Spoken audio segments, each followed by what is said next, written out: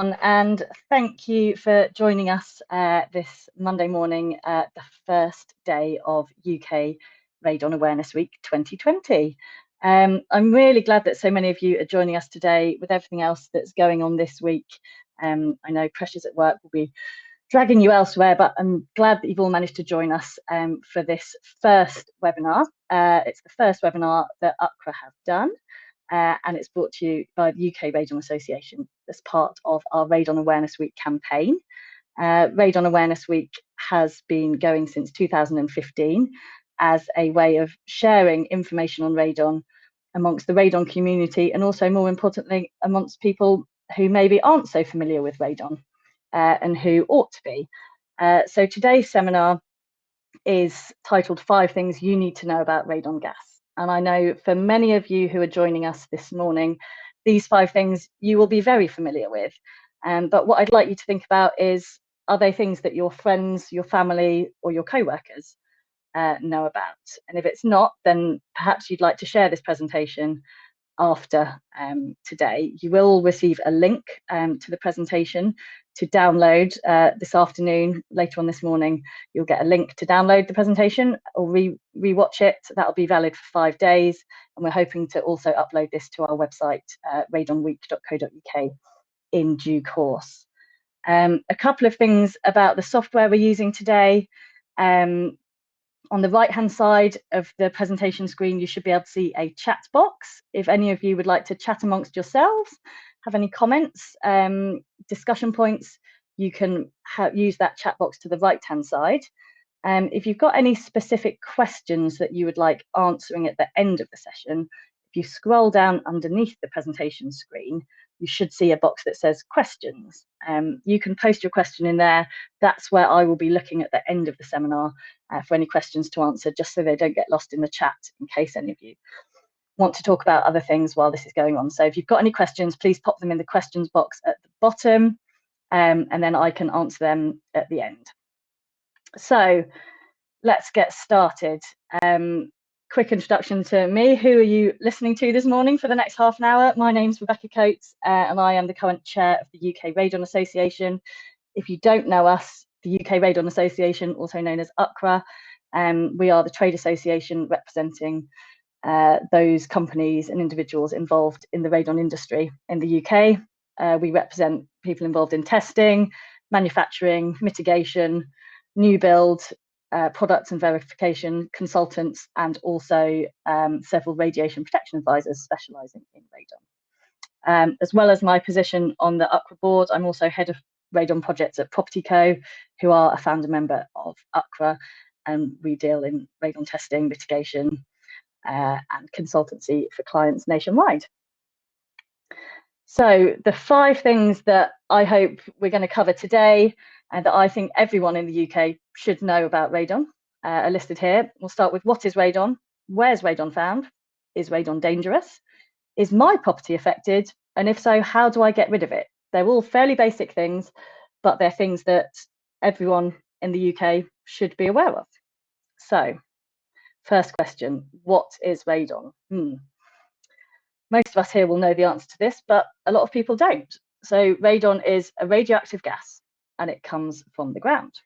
Where does it come from? Well, there's deposits of uranium everywhere in the rocks and soil beneath us. When that decays, it produces radium, which is a shiny silver metal substance. In years gone by, it was used for its fluorescent properties. You see lots of old-fashioned watches and aeroplane dials that had this nice luminous green. That came from radium, not used so much now because people know that it is radioactive. When radium decays, we get a gas, which is radon. Unfortunately, it doesn't come out the ground in a big yellow plume like I've had to use as an illustration for gas on this slide. We can't see radon, we can't smell it, and we can't taste it. There's no way to know if it's in a building, how much is there, if it's coming out the ground, unless you've done a specific test for it. And radon is a gas that can come out of the ground, and it can therefore accumulate in enclosed spaces, i.e. indoors. Next question: where is radon found? Most of you will be familiar that there are maps available produced by Public Health England and the British Geological Survey that indicate which areas of the country you're most likely to find elevated levels of radon. So they estimate the probability of finding high levels of radon in any given part of the UK. There are PDF maps you can download, a map you can look at online by putting your postcode in, or you can pay Public Health England a few pounds to have a more specific search. But this is all based on probability, from estimating, extrapolating data from previous tests that have been done in or around the area, perhaps, and also the geological data. The maps are only ever an estimate. They cannot tell you whether an individual property is affected or not, and if so, to what extent. So they may be a useful guide for large housing providers, people with lots of properties, to say, where should I use my resource? Where should I target? Which areas am I most likely to find problems that I need to deal with? But if you're thinking about your own house, you want to know whether your property is affected or not. These are based on percentages. So the yellow colour is, it's estimated that 1 to 3% of properties might have a problem in. The dark brown colours is greater than 30% of properties might have a problem. If you thought about your house and you were told, well, there's a 1 to 3% chance that you might have a carbon monoxide leak, or there's a 1 to 3% chance that there's an electrical fault that might affect you and your family, you'd want to test and you'd want to do something about it, not just rely on that percentage estimate. So do use the maps with caution, particularly if your property has got a basement or a cellar.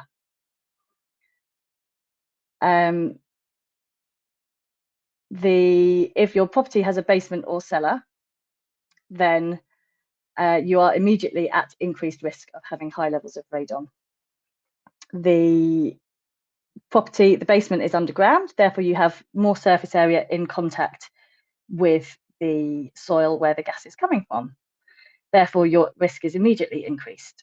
So if you've got a basement or cellar, so you do need to test it and act as if you've got you're in a high risk area. I'm just checking some of the comments here. I can see that some people have got issues with sound. Hopefully not all of you. Hopefully most of you can hear me. If you don't have sound, it could be an issue with your Chrome browser. You might need to enable the sound through that. I'll carry on. Do keep going in the chat and let me know if anyone else has any issues, but hopefully most of you can hear me. So just to reiterate, basements or cellars, the map is largely relevant. You should act as if you're in a high risk area. Just going back to this map here, most people, if they know anything about radon, they tend to go, oh, that's a problem in Cornwall or Devon.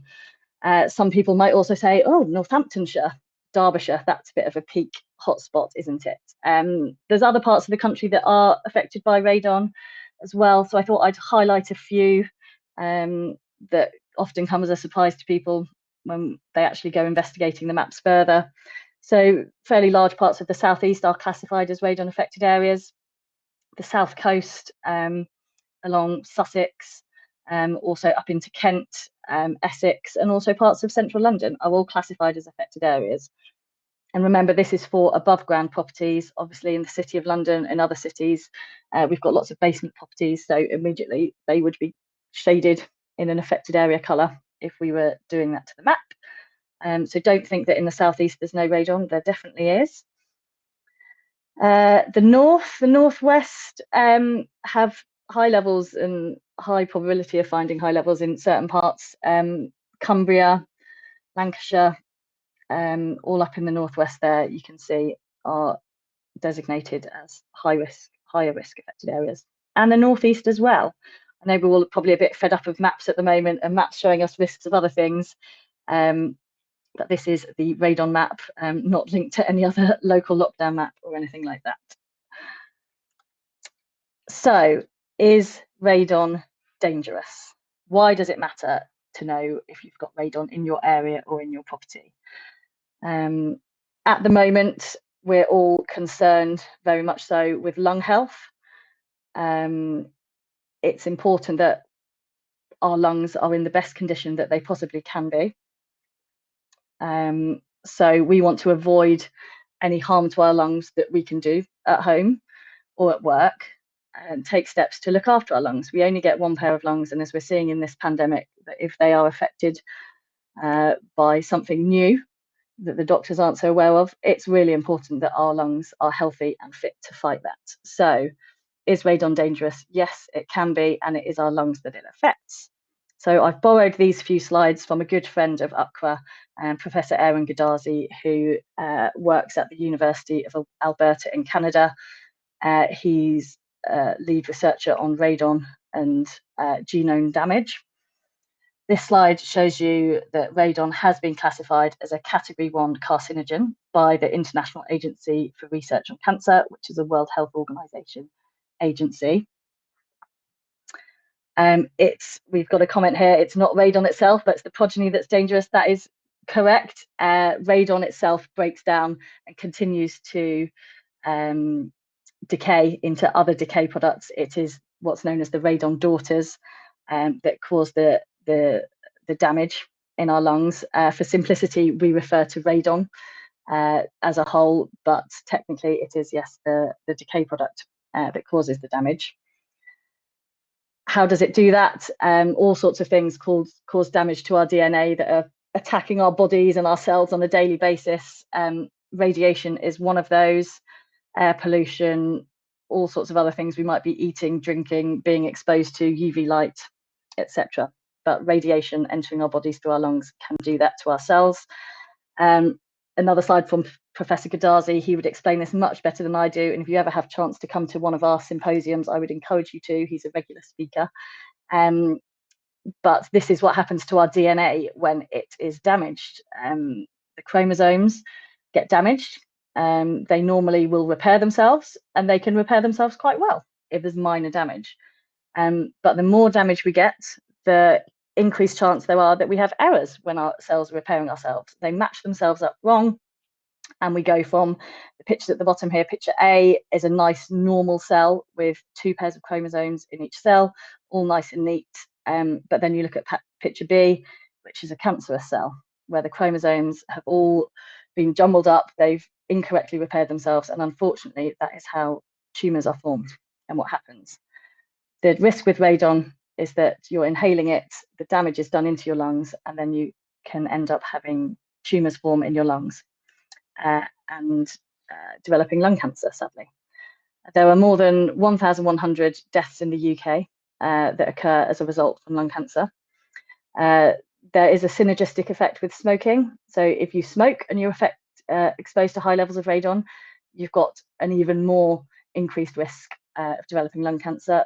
But it's also a risk for non-smokers and ex-smokers. It is the leading cause of lung cancer in non-smokers. In Europe, it's estimated that 9% of all the deaths from lung cancer across Europe result from radon exposure, and that accounts for 2% of all deaths from cancer in Europe. So, especially at the moment, as I said, when lung health is so important, we don't know how long this is going to be going on for. You need to make sure that your lungs are in a good condition. Don't expose them unnecessarily to radiation. So having said that, how do you know if your property is affected? I've said that the maps are there, but they won't tell you whether your specific property is affected or not. The only way to know that is to carry out a test. Many of us here today will be familiar with this test equipment, but there'll be people who've never heard of radon, never seen a radon detector, don't know what they do or what the options are or how much it costs. So I'll run through these quickly. In the top left and the bottom right here, you've got some passive radon detectors.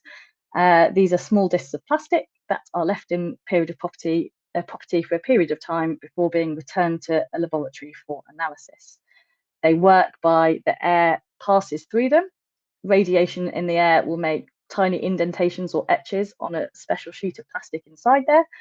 And when they're returned to the lab can open those detectors up and effectively count the dots, see how much damage has been created by radiation onto that detector. They are normally the most cost-effective way to test. To test a house, you would normally use a pair of detectors, one in a ground floor living room and one in a first floor bedroom. And that would typically cost you under £50 to do that, including all the laboratory analysis and the reporting. The other detectors I've got shown here are digital monitors, which will produce a reading on a screen, or the one in the top right there can link to an app on your phone and give you real-time radon levels. That one does. These can be useful for longer term monitoring. They will create averages. They will give you a short-term average and a longer-term average, and they can also show you the fluctuations more readily than a passive detector can. They're obviously a bit more expensive, but that's yours to keep, and they don't need to be sent back to a lab for analysis. The longer you test, the more reliable your result will be. Radon levels do fluctuate all the time. Typically, we have higher radon levels in the winter months and lower radon levels in the summer. Whichever time of year you test, the laboratory or test provider will apply a seasonal correction factor to the result that you get to estimate what the annual average level will be. So taking into account whether you're testing at a peak time or a non-peak time. Now is a great time to be starting a radon test, and you're most likely to pick up what's most likely to be your worst case scenario. So testing during November, December, January, February is an ideal time to start. You should always test more than one room, because radon levels can fluctuate and be quite different between different rooms, depending on what's going on under the ground that we can't see beneath the property, and also different uses of the rooms, different levels of ventilation and heating and that sort of thing. At what point do you need to take action on radon? So radon in the UK is measured in a unit called becquerels. Outside in the fresh air, open air, the average level in the UK is about 4 becquerels. Inside an average home in the UK, radon levels are approximately 20 becquerels. And the government has set the action level at 200 becquerels, so that's 10 times the UK current average. Anyone with radon levels in excess of 200 becquerels as an annual average is advised to take action to reduce that level. Since 2010, though, we've also had a target level in the UK, and if your radon level exceeds 100 becquerels, you're strongly advised to consider taking action, particularly if you're in a higher risk group, such as a smoker or an ex-smoker. Our advice from the UK Radon Association is that if your radon level is over 100 becquerels in a domestic property, regardless of whether you're in a high risk group or not, you should take action. You don't know whether you or members of your family might become in a high risk category. And also the advice from the World Health Organization, they would like to see countries set their action level or reference level at 100 becquerels if possible. So our advice is to go for the lower level. If you're carrying out any mitigation work, you should always aim to get below 100 becquerels where possible. Those are the levels for domestic properties. There is a different action level for workplaces, which is 300 becquerels as an annual average. We've got another webinar coming up tomorrow, specifically on radon in the workplace, so that will be covered tomorrow. If you haven't already registered for that one, please do. Lynn Cooper will be taking that tomorrow at the same time. So if you've tested for radon, you know that it's a problem, you know you've got high levels. How do you get rid of it? Now, you don't need to go hacking up your house like this little character's got here with his saw. There are fairly straightforward ways to get rid of it, although you do need to know what you're doing, and it's always best to use a professional who understands the dynamics and the influences of what they're doing with radon, because it's quite easy to inadvertently make the problem worse. So radon enters a building due to having lower pressure inside the building than outside. We've got low air pressure inside the building, high pressure in the soil normally. So gas will usually try and take the path of least resistance. So it will be drawn from the soil into the building. Sometimes we have fluctuating air pressure outside, which can cause a sudden increase in the soil gas pressure, which can push it out of the soil. Sometimes we have a drop in pressure and then the house will vacuum suck it into the house. So there's all sorts of different dynamics going on which affect the flow of radon.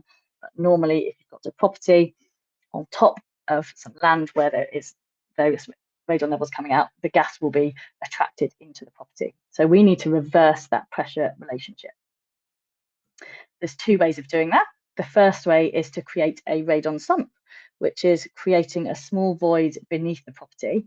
That void becomes a low point of pressure. So the gas is drawn towards that void. From the void, you can have some pipework with an inline fan to exhaust the gas to a location that is known to be safe, well away from any doors or windows. That will normally be above eaves level on a property, although if you've got a gable end or something where there's no doors or windows, you may be able to discharge slightly lower.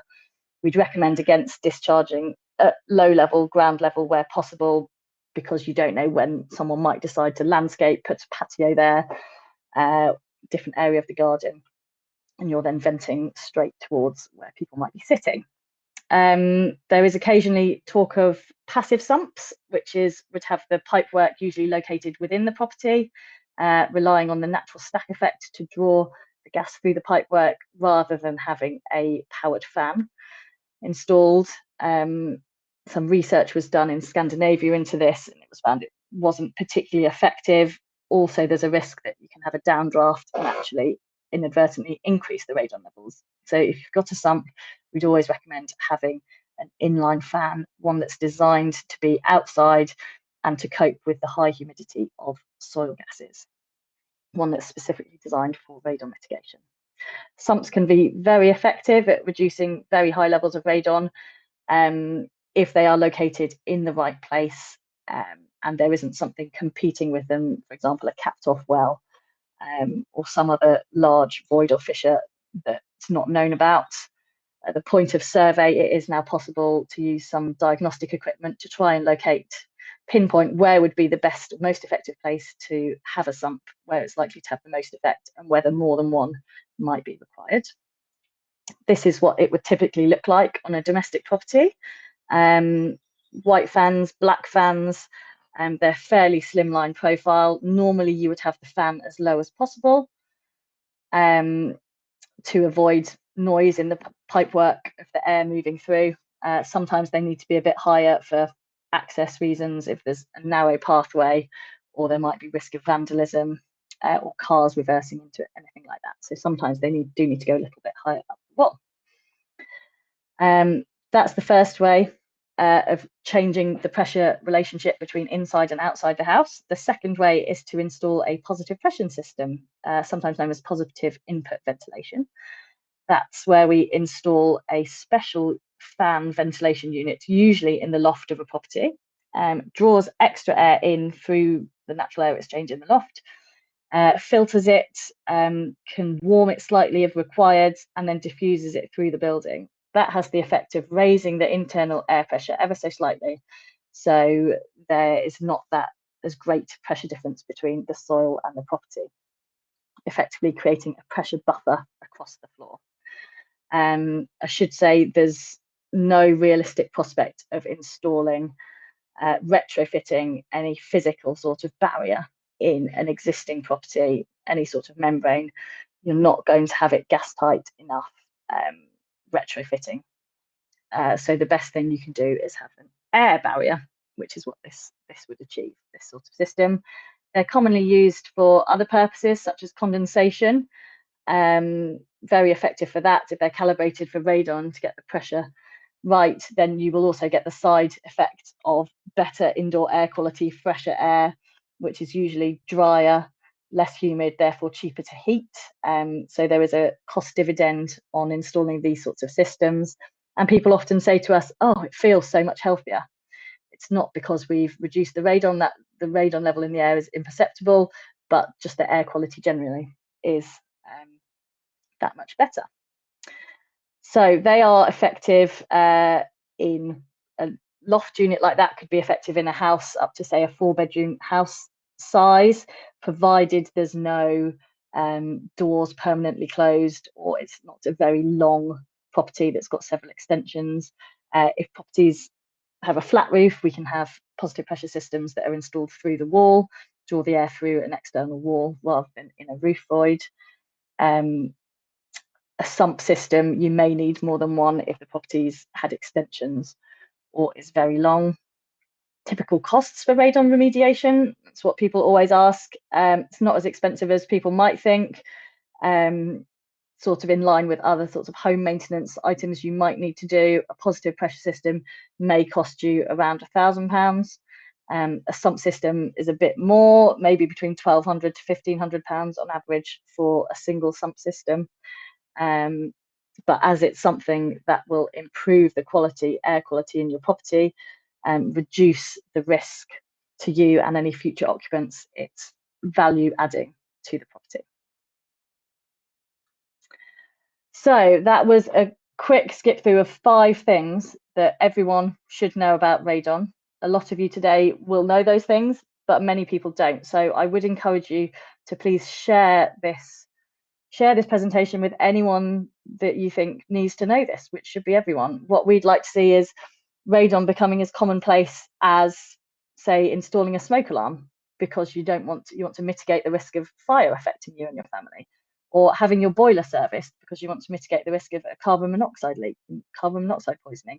Radon should be considered to be a hazard just like those that all households should be aware of. And until people know the basic facts, they can't act on it. So please do share this information. Please do join our other webinars the rest of this week. We've got 3 more coming up. All the details are on radonweek.co.uk. We will now take any questions. So I'm just going to have a scroll down and see what questions we've got here. Thank you all for listening. Right.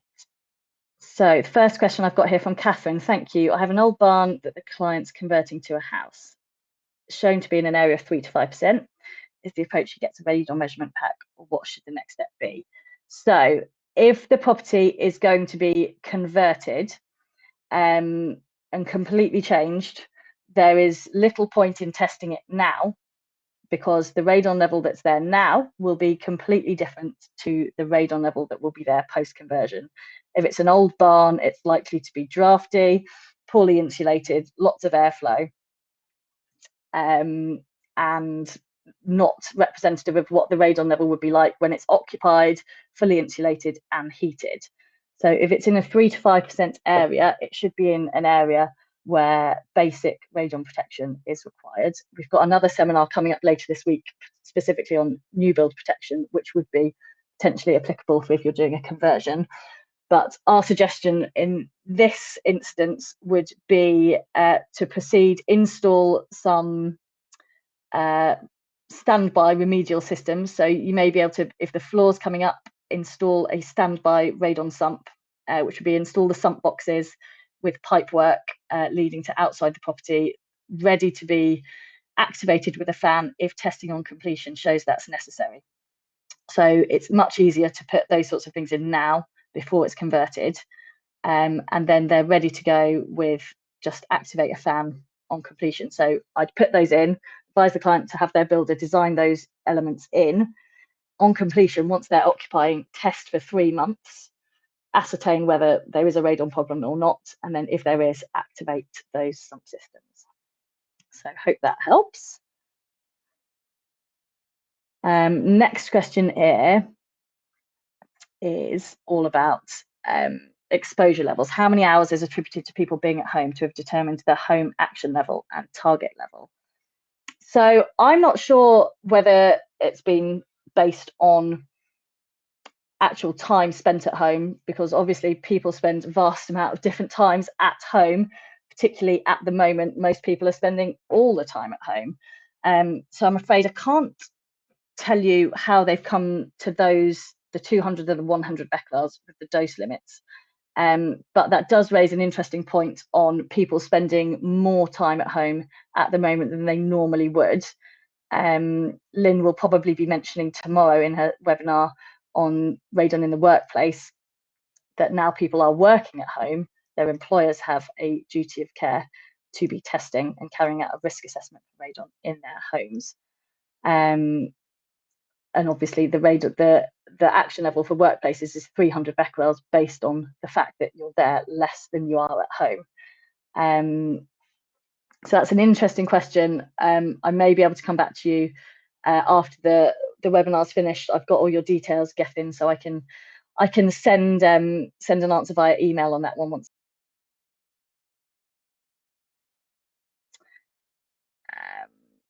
Question from Martin Freeman. Good morning, Martin. Referring to lung cancer cases rather than deaths to give a more accurate public health picture. It's a good point. Yes, there are, if mortality rates increase due to better treatments, then statistically there will be less people dying from radon-induced lung cancer, but there could still be the same number, if not more, people suffering with living with lung cancer. So yes, we should be looking into the statistics of how many lung cancer cases are linked to radon. How that can be done, I don't know though, because at the time that lung cancer is actually diagnosed, it's very difficult to pinpoint what caused the lung cancer, what caused the tumours, other than doing a process of elimination and looking at all the different risk factors.